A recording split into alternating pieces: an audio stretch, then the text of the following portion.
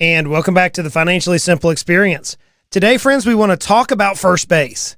Now, we're dealing with the wealth game. And in our last episode, we kind of outlined the strategy for the wealth game. Obviously, we use a baseball diamond to depict this really simple game of wealth. Now, we define what wealth is. But today, I want to deal with moving from home plate of our simple baseball game to first base in our wealth game. I can remember growing up, playing baseball, T-ball, and hitting the ball and running the bases, hearing the fans go crazy, watching my dad on the sideline jump up and down and puff his chest out like a peacock. I mean, he would throw it in the air. It's like, that's my boy right there. And it's like, man, I can remember that time frame. The wealth game can be the same. The wealth game can have the same effects on our life. But the reality is that we have to move from home plate to first base. So today I want to dive into first base. What does it take to move from home plate to first base? Now, the reality is that as we're standing at home plate in the batter's box, we're born. That's whenever the game begins. And as we age, we begin stepping our way toward first base. Now, what's interesting about that is depending on which generation that we are born in, the statistics say that we are going to reach first base within a targeted band. Now, whenever I began my wealth game, I was born, but I reached first base at age 15. You've heard the story. You've heard the story of how my dad said, son, get a job or don't come home. And I can remember making that first dollar, and I reached first base. I earned my first amount of income. That was almost 30 years ago. And since then, I haven't stopped. Today, millennials typically reach the workforce or first base at a varying age. So for males, for men, we typically reach it at 17.4 years of age, whereas for women, it's typically 16.9 years of age. Now, where that's interesting to me is that baby boomers, the generation just before mine, reached first base at 16.3 years of age, regardless of their sex.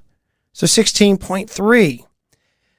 Now, in stark contrast to that, 13% of millennials did not get their first jobs until they were at least 20. Until they were at least 20 years of age.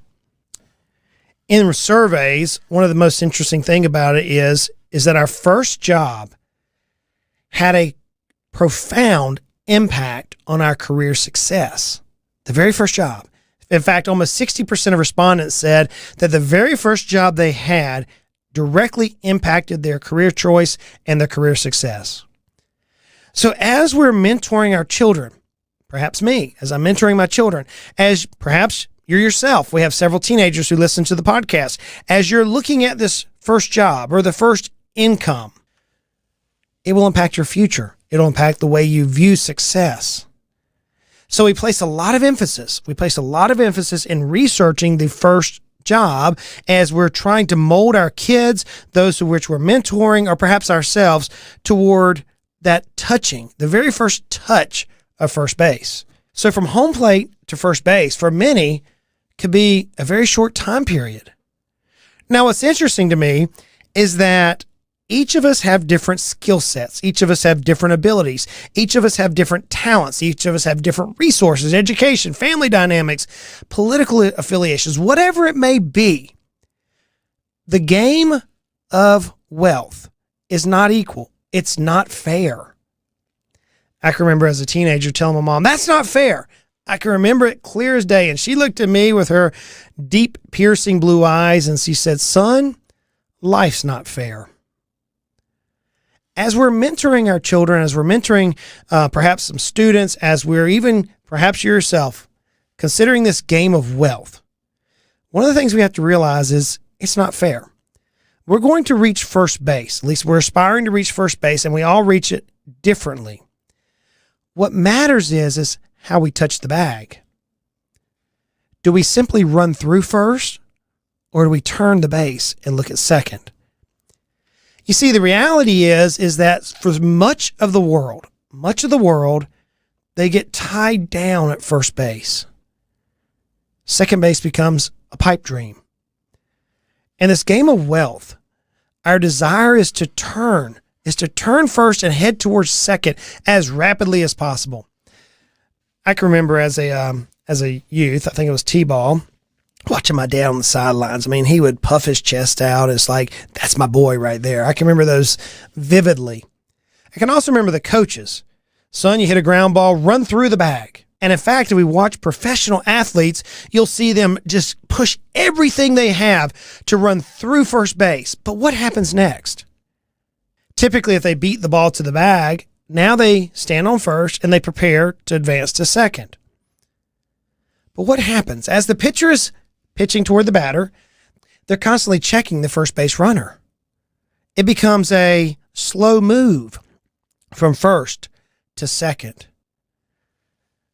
We don't want to get handcuffed at first base. Amazon offers a program called Career Choice, and they'll pay the employees full tuition, but it has a few clauses. You have to be employed by Amazon for at least 3 months. However, given the constraints of the employee's work schedule, some critics of the program claim it could take up to 8 to 16 years to complete the bachelorette program. Thus, you're handcuffing yourself to first base. I'm a student of history, and there was a period of time where indentured servitude, became an indentured servant, came about. And in today's society, if we're not careful and we're not training the mentality of the next generation or even ourselves to turn the bag and start running immediately to second base, then what happens is we're stuck. We're stuck on first. I can remember my brother coming out of college. He had earned a very tough degree in engineering, and I'm so proud of him. I can remember a conversation he was having with his wife. I can remember it like it was yesterday. His friends were coming out of this engineering program, and they were getting six-figure jobs. But he made a decision. He made a decision to not stay on first. He earned his first money, and he started instantly running to second. He didn't take the path that several of the engineers did, where they came out and earned a high six-figure job. No, he invested in himself and built a business. And now years later, the handcuff effect of the engineering world, his friends from college are still stuck. Yeah, they've had a little bit of an advancement in their income, but they received a lot of income right out of college, but not much movement from there forward. Whereas my brother's income looks like a J curve. It just substantially spiked because of his business ownership. But that's not the problem even there, friends. What the problem becomes is perhaps you do want to leave college and take that engineering job. It's natural. The minute we receive an uptick in our income, it's natural for us to, at that point, begin increasing our lifestyle. And as we increase our lifestyle, we end up being handcuffed or tethered to first base. You see, from first base to second is where so many fall out, because now we're required. We're required to have this income in order to maintain our lifestyle. We went out and bought a fancy car. We went out and bought a big house. We bought a big boat. Whatever it is, we push ourselves into this lifestyle quadrant to where now we're handcuffed. We're not able to take the risk that we need to take to move from first base to second base. You got to remember, the game of wealth is super easy conceptually, but very hard in practice.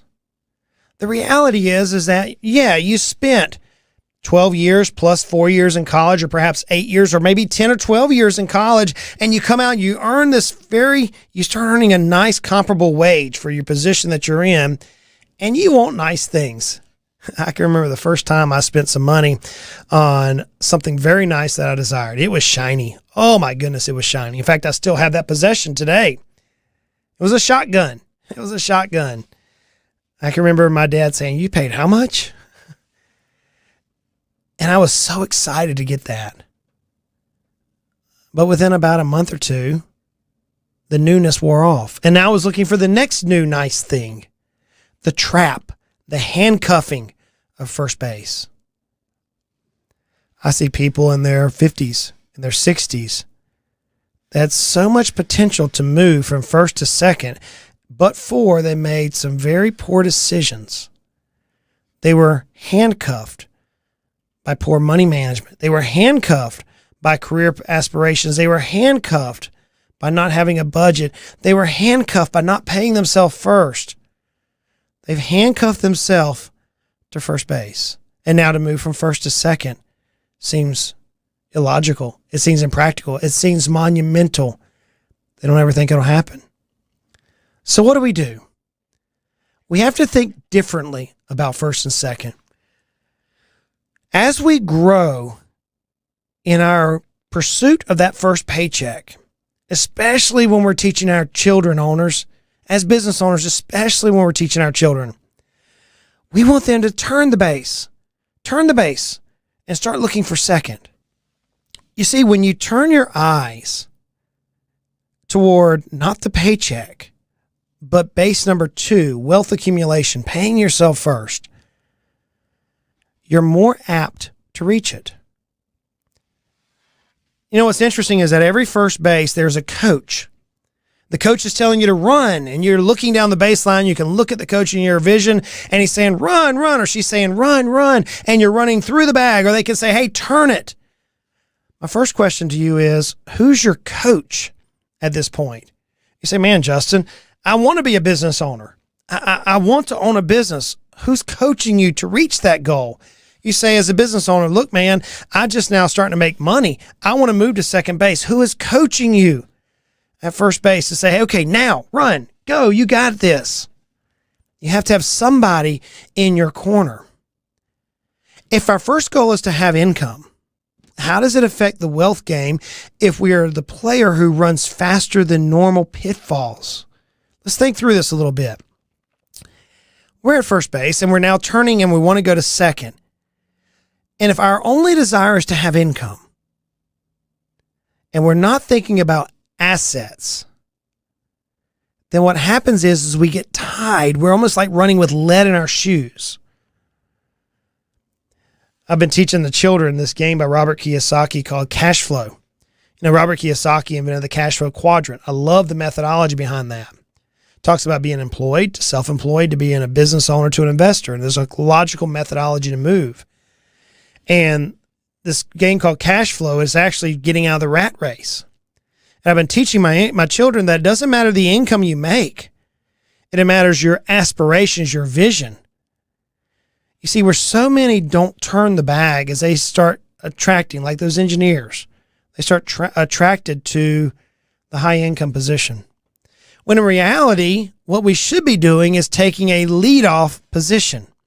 Now, for those of you who are maybe not familiar with the term of leadoff, in baseball, when you've made it to first base and now you're on the bag of first base and you're waiting on your teammate to hit the ball, you're at first base and you're getting a lead off the bag. You could potentially steal. You could potentially run from first base to second base really fast, and hopefully the catcher doesn't throw you out during the interchange.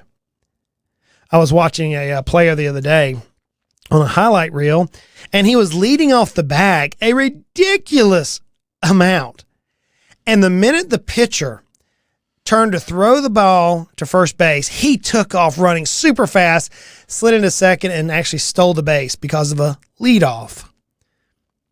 In this game of wealth, when we turn the bag at first base and we're not necessarily tied to income, or we're not necessarily tied to the trap or the handcuff that our society puts on that first base, oftentimes we can continue to move right through and run straight to second base.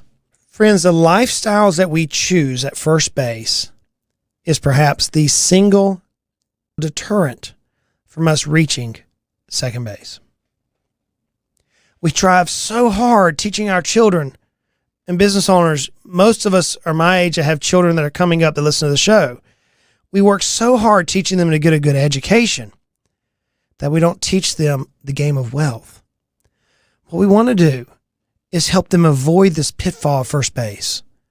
We want them to not fall in love with income, but rather realize that the money they earn is no more than a catalyst to drive them to second base. That's all it is.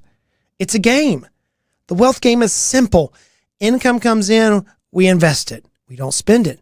Income comes in, we invest it. We don't increase lifestyle. The game of wealth is super easy. Perhaps you're a business owner and you're stuck on first base. You're stuck living paycheck to paycheck. Friends, let's break the cycle. Let's get out of bondage, man. Let's get in a position to where we can drive success, where we can make it to second base. Our job is to round the bases. Perhaps you're already at second base or third base, or maybe even made it miraculously home through all the battles and the bruises that takes place along this game. Now's the time to pour into the next generation. Become a mentor for another business owner. Friends, this game of wealth is super easy as long as we understand the rules. Don't run through the bag. Turn first base and look at second. Keep the destination in mind. Don't get sidetracked by the allures of a company that says, I'm going to pay you X dollars. I'm going to give you this benefit. Focus on what matters most. Second base. Friends, I realize this is a little complicated. I realize it's hard. The wealth game it can be complicated. It can be tiring, but it is a lot of fun. Once you realize the rules, it is so much fun. Let's continue to make our lives at least financially simple. Y'all go out and turn first base. Take care.